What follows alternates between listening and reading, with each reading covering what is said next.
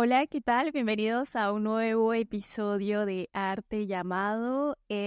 Como verán, sigo con este fondo, sigo sin tomar o encontrar en realidad el tiempo de, de acomodar un setup digno de este podcast, o al menos de lo que yo quiero que sea como setup, porque las lucecitas están, solo que hay que acomodarlas, adherirlas a la pared y todo, es como algo que va a tomarme tiempo, que todavía no he encontrado, pero Nacho, mi editor, se encarga de difundirlo y que, bueno, de que no puedan captar, pero es un pedazo de la casa, en realidad, así que es como nada que ver. Pero eso no quita el fondo de las entrevistas y en este episodio tengo una invitada así especial porque realmente es alguien que trabaja mucho en el sector de las industrias creativas en México, puntualmente en Ciudad de México, pero ya nos irá diciendo si se va diversificando dentro del país. Em, pero también tiene un background, o sea, es peruana, solo que ella tiene mucho tiempo en México, hasta medio le sale el acento, que está genial. Y realmente tiene un recorrido muy vasto que siento que, sobre todo en términos de estrategias, es bastante nutritivo y que nos va a poder dar un poco un panorama sobre la gestión, la producción, la ejecución de diversos proyectos. Ella además tiene su propio, es fundadora de un espacio llamado Dentrita, que nos va a dar mucho más información respecto de todo lo que viene creando en el seno de este proyecto en el cual ella es fundadora. Así que Alexandra Garugi, muchas gracias. Ya me vas a corregir si estoy diciendo mal el apellido. Muchas gracias por estar aquí y te dejo presentarte todo lo que tú quieras. Bueno, antes que nada, Diana, muchísimas gracias por el espacio que me das para compartir. Es algo que constantemente busco hacer, que me emociona hacer, que agradezco hacer, porque finalmente en la vida lo que uno aprende es para compartirse. Yo siempre he tenido la idea de sistemas muy horizontales, ya luego hablaremos de todo eso, pero sistemas muy horizontales y que la única manera de crecer es en equipo, compartiendo y bajo principios de ser humilde en cuanto das y en cuanto recibes, ¿no? O sea, eso define un poco la trayectoria de mi quehacer diario, ¿no? La búsqueda constante de nuevas maneras de comunicarnos, de establecer vínculos y pues que estos vínculos se establezcan a partir de las emociones. Yo creo que la sanidad del ser humano, la sanidad del mundo como tal, es poder ser uno mismo, ¿no? Entonces, crecer las emociones, compartirlas y todo esto a través, pues, de algo maravilloso que nos vincula siempre, que es la sensibilidad de las artes, ¿no? En general, ¿no? Yo creo que las artes son la expresión más profunda del alma y de, y de y es importante que nos comuniquemos a través de las artes, ¿no? Este es un poco como mi inicio, digamos, en cuanto a... nací en Perú, bien lo dices, me vine a los 20 años, 22 años, ¿no? En medio de las guerras civiles tan cruentas, ¿no? Que hubieron en nuestro país. Y me vine a México, un país que en ese momento entraba al Tratado de Libre Comercio y entraba en las grandes ligas de lo que era Latinoamérica, sobre todo en lo que yo quería estudiar, que soy licenciada en escenografía, ¿no? Estudié en el Perú diseño interior, trabajé un buen tiempo mientras que estudiaba y un par de años, no un buen tiempo porque finalmente si te das cuenta tenía 22 años, o sea, los tiempos en esa etapa son siempre a esas edades muy acelerados, ¿no? Entonces trabajé en proyectos de diseño interior, me dediqué un tiempo a diseñar muebles y eso, pues, al día de hoy me da un ojo estético increíble, ¿no? O sea, siempre, luego me vine a estudiar escenografía, soy licenciada en escenografía, que finalmente la escenografía me abrió el mundo hacia el trabajo en equipo para comunicar una idea, que es el texto dramático, la obra de teatro, ¿no? Indudablemente ese texto dramático reinterpretado por el director, reinterpretado por los actores, reinterpretado por los iluminadores, por los escenógrafos. Entonces empecé y me formé en el mundo de las reinterpretaciones y de los puntos de vista, indudablemente en ese caso, siempre bajo el lineamiento del ojo del director, de lo que quería hacer, pero en un trabajo en equipo para lograr generar una puesta en escena, que finalmente la puesta en escena es completamente efímera, dura 2 horas o 3 o el tiempo que dura como tal la puesta en escena. Cada puesta en escena es única, ¿no? Irrepetible, ¿no? Algo que es extremadamente fuerte en cuanto a la percepción. Entonces empecé a entender en ese momento los significados, los significantes, la percepción, el ángulo de la percepción, porque también si te vas moviendo en un teatro, en un espacio, vas cambiando la percepción de lo que estás viendo del escenario, de la puesta en escena, ¿no? Entonces en ese momento, pues mi cerebro entendió realmente, primero lo que era el trabajo en equipo, lo que era un trabajo de reinterpretación en equipo, lo que era trabajar con un montón de artistas, con sensibilidades artísticas, con emociones artísticas, y los actores más todavía, ¿no? Porque aparte tienen una mente que se desdobla, o sea, me parece alucinante a mí la mente de los artistas. Y bueno, en función de llevar un mensaje, ¿no? De comunicar algo, ¿no? Y bueno, me permitió entrar en otros mundos, entender también desde el quehacer del que está en el equipo de la obra de arte, de la pieza en escena, de la puesta en escena, la comercialización. Entender desde el lugar de que, oye, necesito para comprar tela, necesito para comprar vestuario, el financiamiento de este tipo de proyectos, ¿no? Entonces, bueno, eso, la vida luego me llevó por otros mundos, me dediqué un muy buen tiempo a trabajar la cerámica, viví en Colombia, viví en Venezuela, tomé talleres de cerámica aquí en Toluca, y, y, y después de todo esto, tengo que ponerme a trabajar desesperadamente. Tengo una hija que en este momento tiene 26 años y entré a trabajar vendiendo anuncios publicitarios en una revista.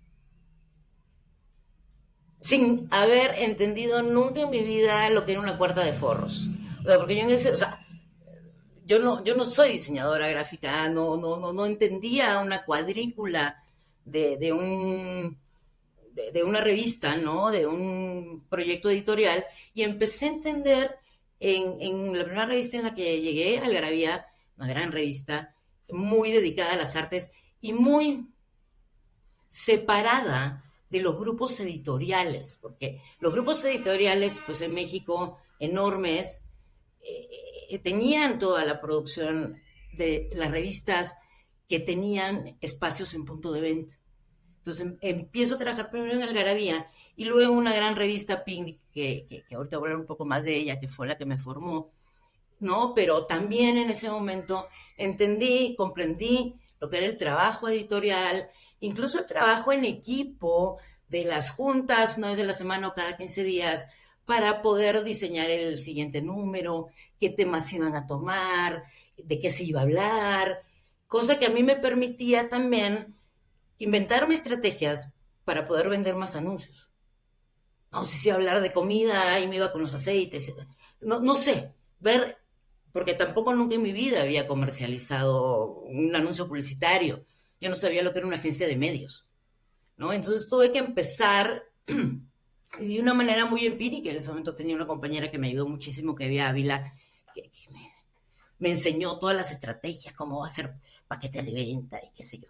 Y luego, te digo, empiezo pues en esta revista Picnic, casi en el número 2 de la publicación, una revista que empezó a recolectar y hablar de todo el arte emergente que había en México en ese momento, de todas las nuevas industrias creativas y culturales que en ese momento ni siquiera tenían ese título, ni siquiera se visibilizaban. O sea, te estoy hablando de hace 20 años. O sea, es mucho, ¿no? El tiempo. Y eso que cuando yo llegaba con todas estas cosas y hablaba de todas estas cosas en Lima, me decían, wow, qué maravilla, ¿no? ¿Cómo, qué bien está México? Pero no, no, o sea, empezábamos a ver cómo, ¿no? Entonces fue ahí en Picnic, que era una revista bimestral, temática, llena de arte, unas tintas impresionantes, increíble. Empecé pues, y muy cara de imprimir, porque teníamos unos papeles increíbles, unos barnices de registro, era una delicia, o sea, el olor cuando salía Picnic de la imprenta era una cosa impresionante, ¿no? Y, y en ese momento, pues te digo, empezamos a ver, era una revista muy cara y teníamos que conseguir el dinero para entrar en imprenta, o sea, y para cobrar todos, ¿no? Entonces empecé a darme cuenta que también el perfil de la revista era un perfil muy específico, ¿no? Era como la revista neo-hipster, ¿no? O sea, recién se empezaba a hablar de hipsterilandia, ¿no? O sea, ya ahora la palabra hipster ya, son décadas atrás que se usaba, ¿no? Entonces empecé a proponerle a las marcas eh, poder utilizar la temática del bimestre, porque era bimestral y temática, para poder desarrollar específicamente campañas de comunicación de la marca dentro de la revista, pero hecha por artistas, ¿no? Entonces empecé a trabajar los primeros ejercicios que en ese momento yo les llamaba art marketing, ahorita ya no los llamo así, porque finalmente el término art marketing se utiliza más ahora hacia la mercadotecnia de las artes, o sea, la estrategia de comercialización y de visibilización de las artes, ¿no? Y no necesariamente eh, el, el poder desarrollar un discurso con la fuerza, la potencia, la sensibilidad, la conexión, la memorabilidad que te genera una pieza con estéticas artísticas para comunicar mensajes de marca. Mira, nos has dado una introducción, pero básicamente eh, nos has contado todo lo que creo que en todas estas experiencias que al final terminas desembocando en Proyecto Dendrita, imagino. Entonces, em, o sea, háblanos sobre, aún con toda esta experiencia y todas las herramientas que tenías al momento de ejecutar este proyecto, aún así, ¿cuáles fueron los desafíos que tuviste al momento de crearlo y cómo los resolviste? Mira,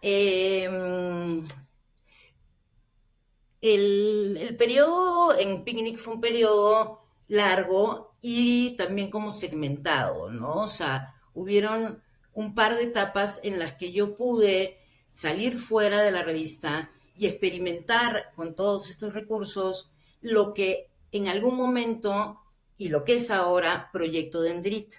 O sea, Proyecto Dendrita, conexión de impulsos creativos, eh, se convierte en una conectora. Yo me convierto en una conectora.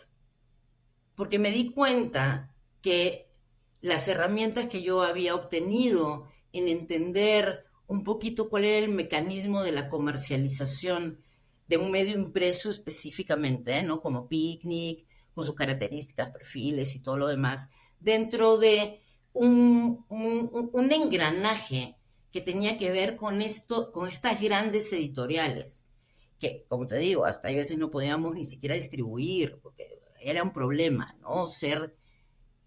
Gestar una revista independiente en un país con un potencial enorme de crecimiento hacia otras cosas, pero no necesariamente con una visibilización hacia las artes, ¿no? Eh, en estos periodos que salgo a generar proyectos míos. Uno de los primeros proyectos que generé bajo Dendrita fue se llama Mutarte, fue el trabajar en un espacio público es una pulquería. Aquí en México todavía se consume pulque y todavía siguen habiendo estos espacios, ¿no? que se dedican pues a vender pulque, ¿no? Una gran casa muy bonita. Entonces me junté con una amiga, aparte me encanta trabajar en equipo, ¿eh? O sea, y eso es parte de las conexiones, ¿no? Que es muy importante, porque uno solo necesita, necesita la conexión del impulso eléctrico que te da una sinapsis, por eso mi proyecto se llama Dendrita, ¿no? Es eso que genera la energía y yo siento que en equipo eso funciona. Entonces, en este espacio dije, bueno, vamos a convertir toda esta casa divina en una revista. Este espacio tiene tanta cantidad de ingreso de gente a la semana, fin de semana, bla, bla, bla. Entonces, en todas las paredes voy a pintar un mural para una marca, ¿no? Entonces, en ese momento logré hacer un convenio con cerveza indio, ¿no? Que en ese momento estaba trabajando mucho con arte público, y logramos hacer 2 ediciones en donde pintamos varios murales. Entonces, el impulso de venta de la marca lo tenías con un mural al lado de la barra, con otro mural en la terraza, o sea, con un montón de referentes visuales artísticos que reflejaban la esencia de la marca, del producto de la cerveza, con distintos iconos y con distintas reinterpretaciones, con distintos artistas, ¿no? O sea, es como la esencia de la cerveza reinterpretada, pues, ¿no? Por estos artistas, ¿no? Mucho a través de los murales, por lo que noto. O sea, he notado que los murales juegan son como un medio de expresión que lo encuentras bastante factible en el contexto mexicano, porque además hay muy buenos muralistas. De hecho, Pero aparte coincidió que en esta etapa justamente que te estoy hablando, por cuestiones históricas y de posesión, México, la Ciudad de México es un espacio sumamente fuerte en lo que tiene que ver con imagen visual. Acuérdate de los muralistas mexicanos, ¿no? O sea, el muralismo y que se junta con el graffiti que baja de Nueva York o de California, de donde decidas, pues, porque hay dos vertientes, ¿no? Que baja por los trenes, ingresa por los terceros espacios. La Ciudad de México hubo un momento en que el boom del crecimiento después de las Olimpiadas fue enorme, el crecimiento urbano. Ya te voy a invitar a que vengas aquí. La Ciudad de México es, ¿no? Y esos terceros espacios empezaron a llenarse de graffiti. Entonces hubo un momento que en México empezaron a llegar muchos festivales internacionales, como el All City Canvas. O sea, no sabes la memoria histórica que hay del muralismo internacional en la Ciudad de México. O sea, vinieron... Y en algún momento, porque como yo tenía todos los contactos con las marcas y yo ya estaba empezando a experimentar con mis propios proyectos en murales, con marcas, me invitan a participar en festivales de arte público. Entonces, finalmente, yo gestiono varios festivales, fueron 4, que gestionó 4 festivales Constructo en la Ciudad de México, en la isla de Holbox, en donde pintamos... Perdón que te corte, cuando decís gestiono festivales, creo que es solamente para que las personas puedan comprender cuál es el workflow que uno tiene cuando gestiona un festival. Porque, bueno, puede ser como eras productora, eras la directora artística. Todóloga. O sea, finalmente eran festivales que hacíamos entre muy poca gente. O sea, mi principal función era conseguir la lana. O sea, Ok, más un cote productor, digamos. sobre eso iba, ¿no? Pero cuando consigues la lana, ofreces cosas a las marcas, porque todo es costo-beneficio. Entonces yo tenía que supervisar el costo-beneficio de eso, sacar los reportes, producir, ¿no? O sea, contratar grúas, contratar hamacas, hacer las invitaciones a los artistas, recogerlos del aeropuerto, ubicarlos en los hoteles, ver qué comieron, qué no comieron, que no se asustaran, que tuvieran algún chao que los acompañara en el metro. Claro, un rol de manager bastante también, ¿eh? Todo, todo. No, y sobre todo cuando eran espacios controlados, como porque hicimos un festival en la UNAM, en la Facultad de Ciencias Políticas y Sociales de la UNAM, allá hay murales de uno de nuestros festivales, o en la isla de Holbox, que son espacios como muy controlados, pero cuando trabajas en toda la ciudad y tienes que hacer equipos de trabajo por todos lados y coordinar esos equipos de trabajo, pero aparte trabajamos con voluntarios, ¿no? O sea, muchas veces con chicos que aparte de ahí me salían lo maternal, a ver si están bien sujetados, que no se suban o sea, todo lo que tiene que ver con seguridad, ¿no? Sí, porque si no, después eso implica una responsabilidad para el festival que obviamente tenemos que saber gestionar. Entonces, no, o sea, todo muy, muy interesante, pero también quiero que nos enfoquemos quiero hablar sobre la evolución que tuvieron las industrias creativas. Creo que esa parte también me resulta muy interesante porque un poco Dentrita va por este camino. Entonces, creo que para las personas, solamente para poder dar un panorama así rápido a las personas que están descubriendo el concepto.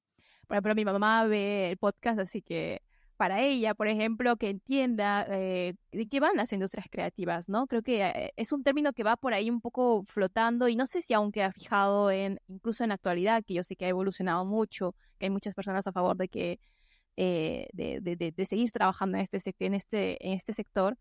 Danos tu descripción respecto de las industrias creativas y también cómo ha ido evolucionando todos los proyectos que has ido encarando en el seno de Entrita.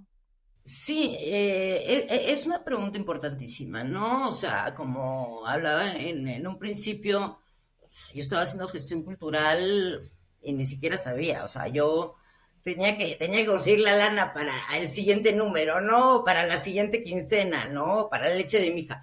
No, o sea, finalmente no existía ese concepto, ¿no? O sea, es un concepto que realmente yo lo empecé a escuchar un par de años antes de la pandemia, ¿no? O sea, Historia de todos los gestores culturales que no sabían que eran gestores culturales. A mí también, cuando yo me fui en el 2017 estaba interesada en esta dinámica de ser gestor cultural, pero en Lima, cuando yo me fui en 2017, nadie hablaba sobre el rol de un gestor cultural. Y cuando me mudo a Buenos Aires, me entero, y yo ya había sido aceptada en una licenciatura de artes audiovisuales.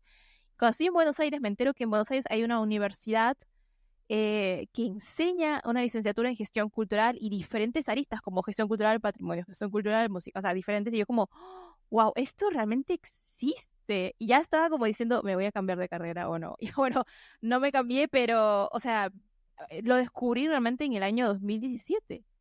sí, no, es increíble porque incluso, bueno, regresemos un poquito a toda esta parte de que me entero, pues, ¿no? Y que en cierta manera, Proyecto Dendrita eh, se había estructurado sin querer queriendo bajo los principios de las estructuras de las industrias creativas y culturales, ¿no? Que tienden a tener justamente horizontalidad, que tienen que ver mucho con las interdisciplinas, que tienen que ver mucho con ese término que no me gusta, que tiene que ver con la autogestión, o sea, no. Aquí nadie tiene que autogestionarse nada, o sea, hay que generar proyectos que puedan ser capaces de introducirse dentro de las cadenas de valor de otras industrias. Y ahí vamos a hablar sobre las industrias creativas y culturales, ¿no? Ahí vamos con el término, ¿no? Entonces, ¿qué son las industrias creativas y culturales? A mí me gusta mucho explicar este término como son los productos que parten de la idea, de las ideas.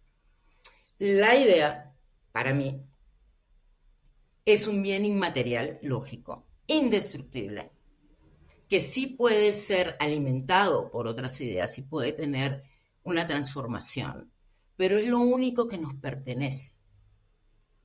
El día, toco madera, que se acabe la humanidad, lo único que va a existir es la idea. Es algo que no va, salvo que la AI nos destruya, pero lo dudo, porque en la idea, o sea, porque, ¿no? Entonces, bajo ese principio, ¿no? Se están teniendo que construir plataformas que sean capaces de sostener lo que va a suceder con la idea. Y ahí es que nace la figura de las industrias creativas y culturales, porque se relaciona directamente también. Las industrias creativas, he hablado de las industrias creativas, y las culturales tienen que ver más con cuestiones patrimoniales, con cuestiones que tienen que ver con entornos culturales, ¿no? Entonces son las dos cosas, la idea y lo que esta idea genera en estos entornos culturales, en estos entornos humanos, perdón, ¿no? Entonces, en ese momento, cuando se abrió esta gran discusión de que, bueno, tenemos que hacer que esto de aquí, que aparte es la industria del futuro, porque es lo único que no necesita materia prima,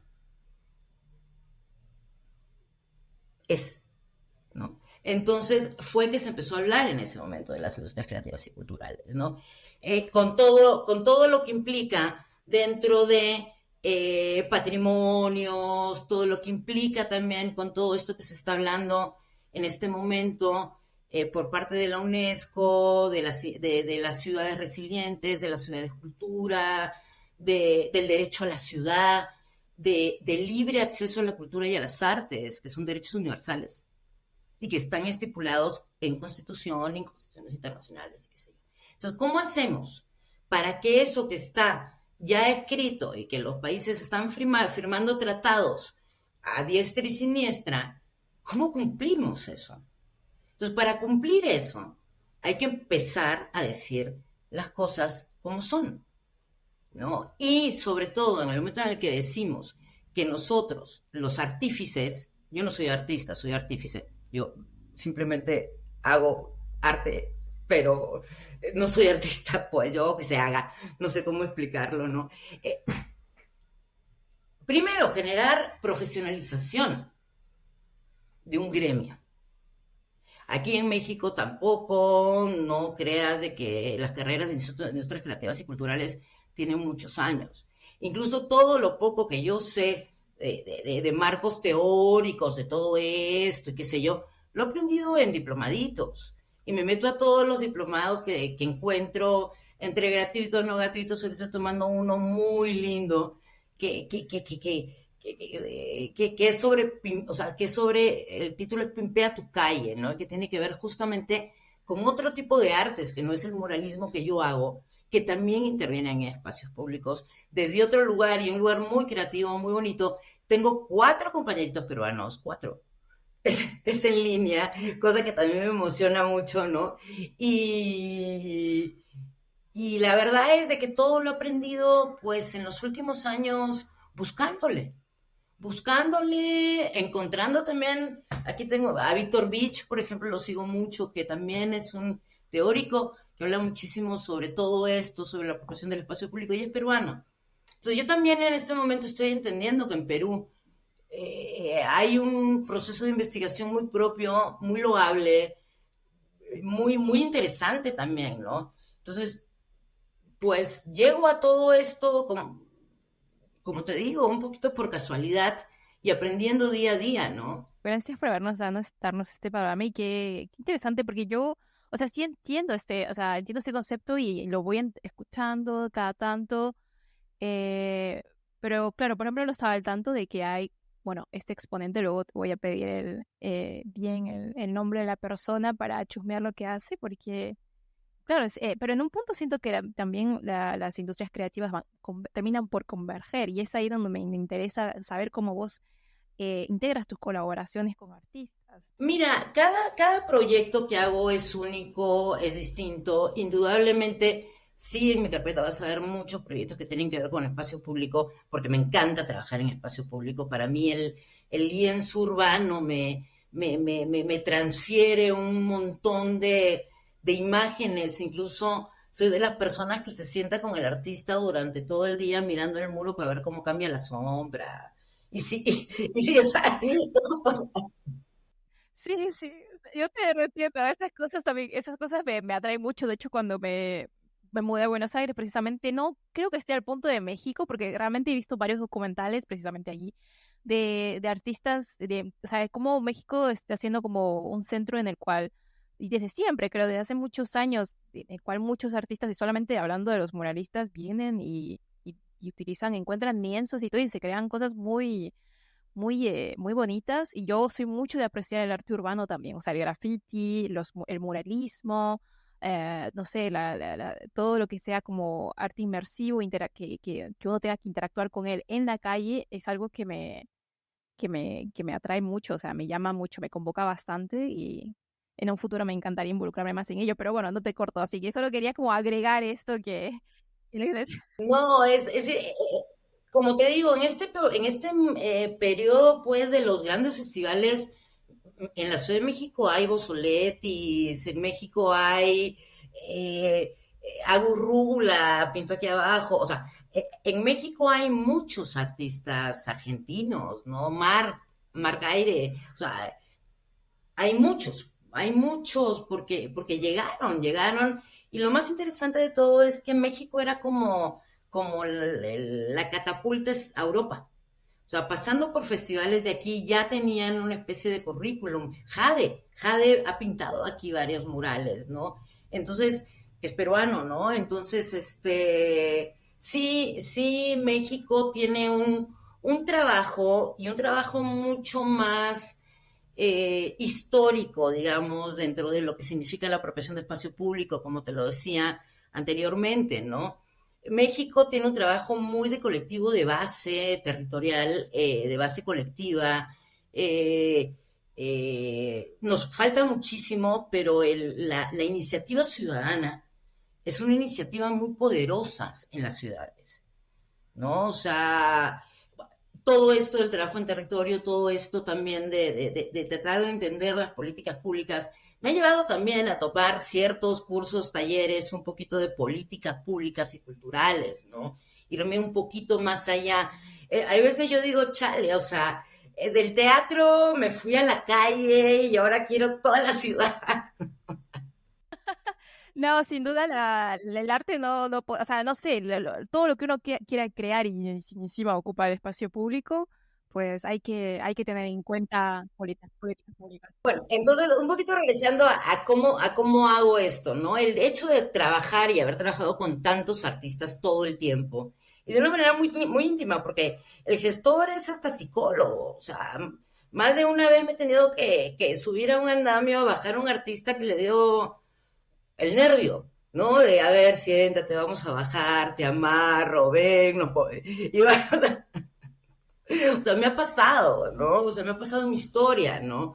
O de entender a un artista que refunfuña porque le tocó un muro que no le gustó, ¿no? O sea, son como muchas cosas, ¿no? Que tiene que hacer el gestor. Entonces, al conocer yo a tantos artistas y al tener yo un trabajo constante con marcas que me exigen romper límites creativos también y romper retos, pues sí, me han llevado a salirme del muro. Últimamente he hecho intervenciones urbanas, ¿no? Para el 8M el año pasado eh, construimos un tendedero gigantesco en un parque con las 4 olas del feminismo, que eran unos móviles, pero todo estaba hecho en patchwork, cosido pedazo por pedazo, emulando pues la importancia de las mujeres, primero de las costureras que murieron en el 8M, ¿no? Y el significado del bordado dentro del círculo de mujeres y la unión de todos estos pedacitos. Eso me lo pagó una marca. Eso estuvo expuesta la pieza durante un par de meses en la calle, antes de las lluvias, o sea, en la calle cayeron un par de aguaceros que decía, Dios mío, mi pieza, pero sobrevivió, ¿no? Entonces, y esta pieza la hicieron dos artistas del bordado, artistas plásticas, ¿no? Entonces todo este concepto, o sea, cuando la marca me retó, porque aparte ya había hecho murales con esta marca, o sea, cuando la marca me dijo, a ver, Alessandra, ahora, ¿qué más me das, no? Entonces ahí pues, no, y sobre todo porque todos estos proyectos generan narrativas. Lo importante de estos proyectos son las narrativas, ¿no? O sea, la marca te pone un reto, necesitas una narrativa para cubrir el 8M, necesitas en espacio público, porque finalmente también la visibilidad que tienen las marcas en espacios públicos y sobre todo perfilados, están en un parque específico, en una colonia específica, con un target específico, ¿no? Entonces hubo que pedir el permiso específico para estar ahí, porque finalmente todo lo hago en el marco de lo legal, ¿no? Sobre todo con una marca. Entonces, bueno, empezamos a desarrollar la narrativa de este proyecto. ¿Qué queríamos decir? Entonces hicimos una serie de cápsulas, porque finalmente también está ahí, de qué le ofreces a la marca para que la pieza no nada más se vea en el espacio público, sino que tenga esa salida con una narrativa creíble para tus consumidores, compradores, ¿no? Entonces, ¿qué le vas a contar de todo esto? Entonces empezamos a hacer los guiones de las cápsulas, ¿no? Creamos, y todo se subió en internet, por supuesto, ¿no? Y creamos ahí una historia muy bonita junto con la agencia de relaciones públicas de la marca, porque finalmente yo tengo que enlazar también agencias. O sea, mi lugar es juntar también, un poco como el teatro, juntar un poco narrativas, ¿no? Y juntarlas con la narrativa de las chicas. Claro, aquí algo que me gustaría preguntar, o sea, porque en el marco de crear proyectos como este, que realmente luego quiero ver una foto, porque no sé si estaba en el PDF que me enviaste, pero me dijiste que lo financió una marca. No había ningún tipo de financiación por parte del gobierno, del municipio de la ciudad, porque esto también es interesante dejarlo sobre la mesa, en plan, cuando uno tiene una idea y quiere gestarla, muchas veces recurre a las subvenciones del gobierno y no hay, o sea, querer recurrir a lo privado significa un poco opacar la ejecución del proyecto. Entonces, ¿vos cómo encuentras no sé si alguna vez has entendido de este sentir por parte al momento de trabajar con un artista, por ejemplo? Hay artistas que no quieren, ¿ah? ¿Eh? Y es completamente respetable. Mira, también está un poco como, o sea, ahí va el primer punto, la curaduría, ¿no? O sea, en el momento en el que a mí me pidieron este proyecto, este segundo proyecto para esta marca para Ilusión, lo primero que hice fue, a ver, vamos a trabajar sobre esta línea, vamos a trabajar sobre costura, bordado, ¿no? ¿Qué artistas tengo que me puedan brindar este servicio? Porque ahí estamos hablando ya, ¿no? De que sí es un proyecto creativo, pero es algo pedido por una marca. Entonces, en donde tú sabes que tus límites creativos van a tener que estar regidos por los límites creativos que te indica la marca. Mucho como el escenógrafo con el director. Por eso te digo, o sea, para mí la carrera de escenografía fue la que definió mi manera de trabajar. O sea, cuando hacía escenografía yo le trabajaba al director.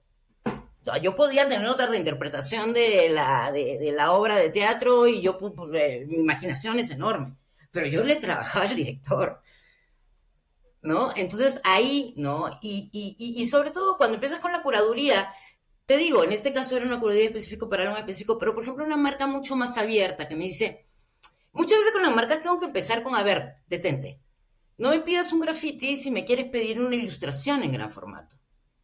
Porque, ay, Alessandra, hazme un graffiti. Y cuando empiezas a ver los referentes que te mandan, y que no me cuadra tu referente con el graffiti. Esto de aquí es ilustración en gran formato. O sea, desde ese lugar tengo que estar explicando. Ok, ¿quieres graffiti? Me encanta que quieres graffiti. ¿Qué quieres del graffiti? Wild, carácter, libre, porque el graffiti también tiene sus subestilos.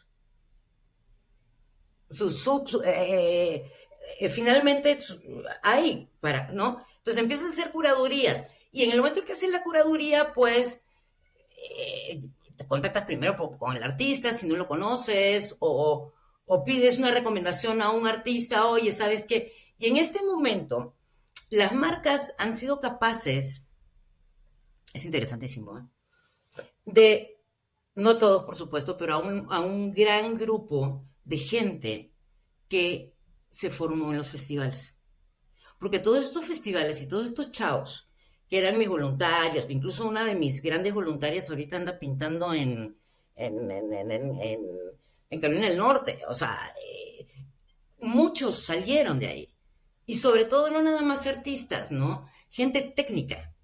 O sea, todo este proceso me ayudó a aliarme con un equipo de producción maravilloso, el equipo de Palafox, que ellos salen de poner letreros, pero Palafox era grafitero. Entonces me entendió lo que quería. Entonces con Palafox nos dedicamos a crear realmente una productora especializada en proyectos de arte en gran formato. Con rapelistas, con grafiteros, incluso cuando tenemos producciones muy grandes, nuestro apoyo son grafiteros. Entonces generamos una pequeña industria, una productora dedicada a producir arte en gran formato. Ay, perdóname que te corte, pero creo que también hay una cuota ahí de, no sé si reivindicar, pero también creo que de dar un lugar a los creadores, o a los artistas que hacen graffiti, digamos, porque muchas veces están como, ¿dónde los encuentras, sabes? O sea, ¿dónde está su lugar en la sociedad como parte de, con lo que crean, digamos? Como un engranaje activo, convertir las artes en un bien. Porque lo que sucede también es de que ya los artistas, o sea, hubo una época aquí de becas y becas y becas y becas y becas por parte del gobierno, ahí viene toda la parte del trabajo de gobierno. Con gobierno se trabaja desde otro punto. Con gobierno se trabaja desde proyectos comunitarios, desde proyectos de resignificación espacial, que también es toda otra corriente. ¿No? O sea, o sea, todo esto que sucede, he hablado de marcas, he hablado de festivales, ¿no? Pero también existe toda otra corriente que tiene que ver con la gestión específicamente de proyectos culturales en espacios públicos, en donde se trabaja con legados culturales, en donde se trabaja con iconos y símbolos que se manejan de otra manera. No puedes manejar, o sea, no puedes manejar los mismos iconos, no puedes manejar de la misma manera los mismos iconos y símbolos para una marca que para un espacio público con un sentido de resignificación. Pero aparte, en esa línea entras a trabajar con urbanistas, con proyectos urbanos, con trazos urbanos, con otro tipo de perspectiva de vista, de lectura, de narrativa. Entonces, ahí toda la parte curatorial es otra cosa distinta. Y nuevamente el artista se convierte en un conducto y una guía, porque son proyectos colectivos y comunitarios. Estaríamos hablando de vos que estás tan involucrada en este sector, que lo puedes ver, digamos, ¿qué evoluciones has notado en las industrias creativas? Hablando en el marco mexicano, porque es el que más te envuelve, digamos. Enorme, es una evolución grandísima, pero es una evolución que sigue sin plataformas. Ahorita, que sigue sin plataformas, porque las industrias creativas y culturales o Proyecto Dendrita ni siquiera es vista como una pequeña empresa. Por ejemplo, no hay financiamientos Pero aparte es una cuestión muy extraña, porque todos estos proyectos que tienen que ver con espacios públicos de gobierno, tienes que ser asociación civil para poder tener acceso a ese tipo de presupuestos.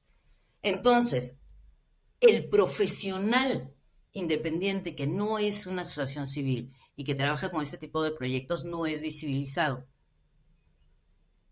¿no? Y por otro lado, las becas que tienen que ver con cultura no contemplan el territorio como un lienzo de acción. Todavía en las becas y las convocatorias se ve el arte como el arte de galería.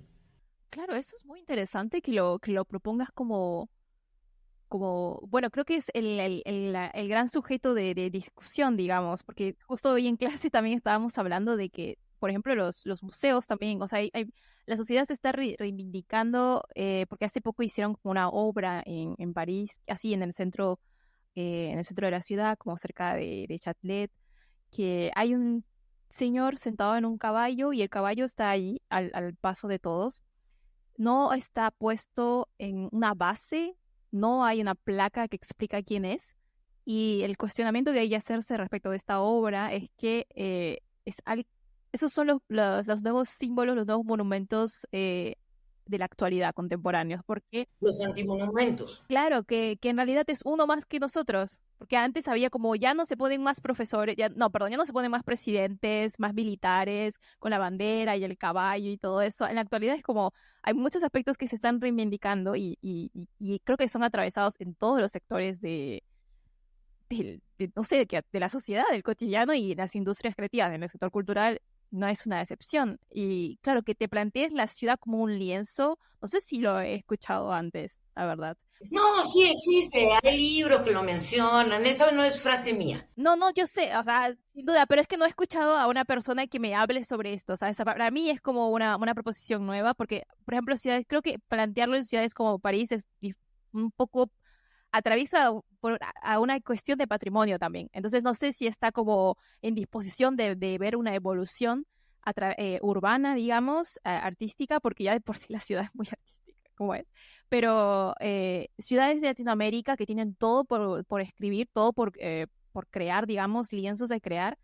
eh, es interesante que, por ejemplo, en México, bueno, vos tengas la intención de que exista ese paso, de que se empiece a dar ese paso, porque no sé si en otras ciudades de Latinoamérica se quieren ver sus capitales, digamos, como un lienzo artístico, ¿sabes? Como aún falta, creo que dar ese paso de evolucionar en la reflexión y en las iniciativas de decir, ok, creemos esta ciudad de nuevo, ¿sabes? Porque si todo el patrimonio, por ejemplo, yo creo que hablo puntualmente de Lima, como todo el patrimonio del centro histórico está un poco abandonado y realmente en un punto no va a existir de la forma en la que era antes. Entonces, replantearse de nuevo cómo podemos percibir nuestra ciudad que nos pueda representar en la actualidad. Es sumamente interesante el discurso.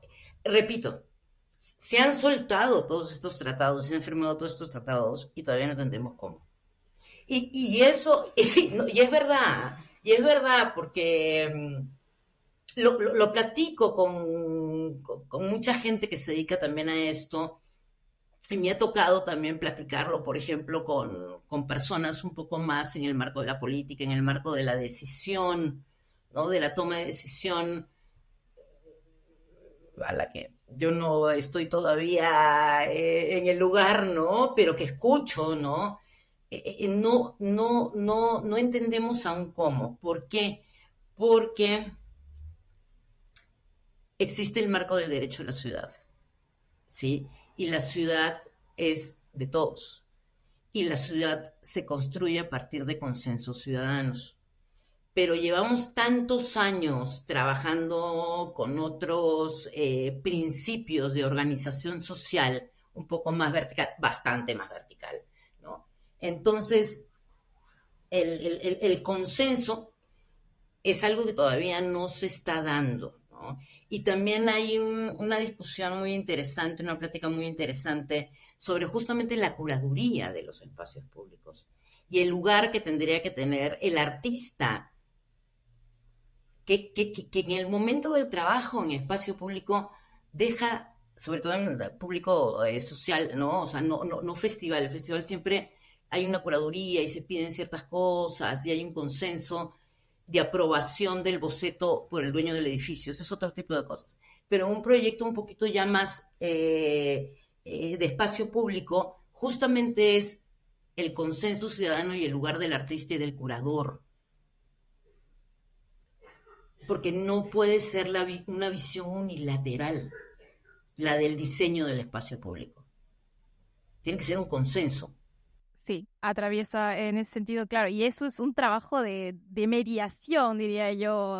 Y que no estamos preparados, o sea, no estamos preparados aún.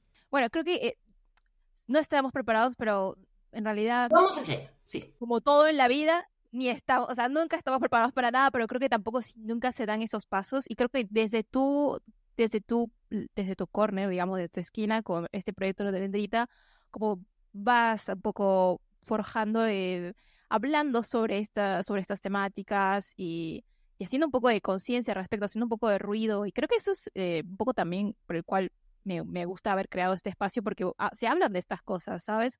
La gente va entendiéndolo y escuchándolo, reposándolo en sus oídos. Y creo que ese es un poco lo que se tiene que... Hace parte un poco de la mediación, no exacta como tendría que ser, pero que la gente se instruya al respecto.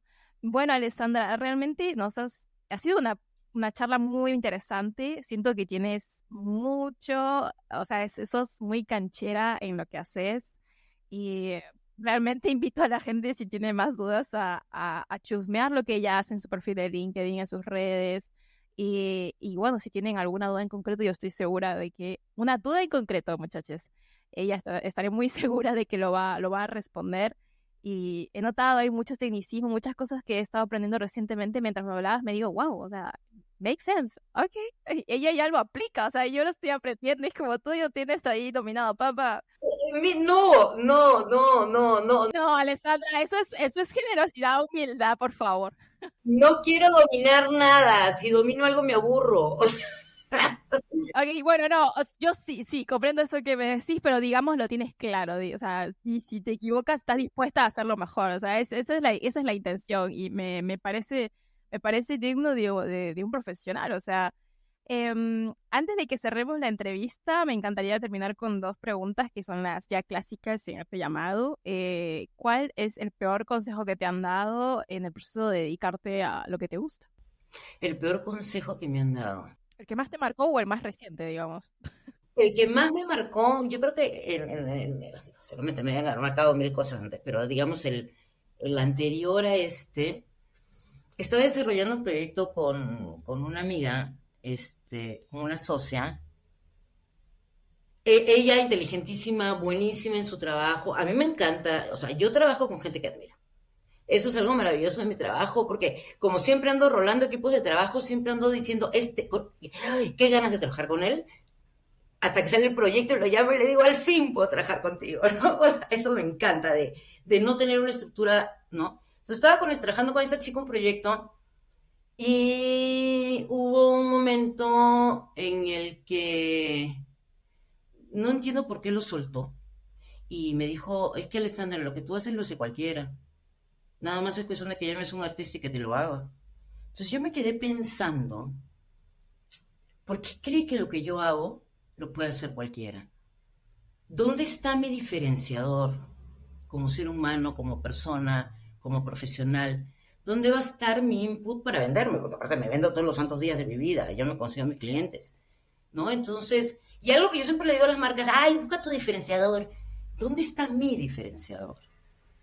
¿Dónde está mi, mi, mi impulso, el mío de mí? Y empecé a darme cuenta que ya me estaba repitiendo, y empecé a darme cuenta de que ya no estaba creciendo mucho, y empecé a darme cuenta que sí, que ya muchas de estos profesionales, digamos, de todos estos chavos, ahorita son mi competencia. Y me encanta que lo sean, porque me están obligando a ir un poco más arriba. Entonces, eso que me dijo, me obligó a ir un poco más arriba. Y fue uno de los grandes consejos de mi vida. Fue un mal consejo, pero disparador, digamos. Es de esos malos consejos, pero que bueno, ya uno tiene que avanzar, arriba. Aquí a otro lado, de aquí para dónde, chulita, ¿no? O sea, eso que tienes que salir adelante, ¿no? Ok, me encanta. Modo tiburón, vamos. ¿Y cuál ha sido el mejor? Mira, yo creo como dicen los cantantes, todas las canciones que hago me encantan. Todos los proyectos que he hecho en mi vida. Hay algunos que no que me han aburrido o que han sido muy mecánicos o que no me he involucrado emocionalmente. Pero esos grandes proyectos donde me he involucrado, o sea, termina el último día de producción, me dedico a cerrar números, cuentas, pagos y me paso 2 días con una depresión postproducción impresionante, ¿no? Entonces, ese sentimiento, porque el trabajo en producción es muy intenso, o sea, 5 días pintando un mural, pero antes la corrección de los bocetos, antes los permisos, antes la producción. Son procesos muy intensos de trabajo con equipos muy profesionales, pero que somos equipo.